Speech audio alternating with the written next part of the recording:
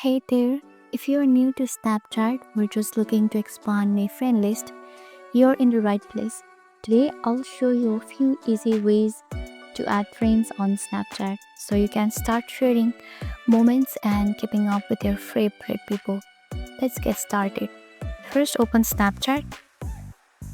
One of the methods is to search by username. Now tap on the magnifying glass at the top. Type the username. Now tap add. Once they accept, you are finally connected. Another method is to look suggest friends under quick add. People who might be in your circle or have mutual friends can be accepted.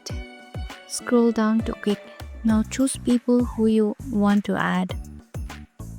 It's a nice way to meet new people who share common things. Extra method is to sync your contact.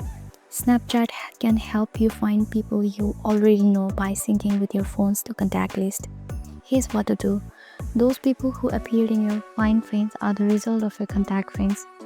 Tap Add next to anyone you recognize. It's a great way to find people without searching manually. And that's it.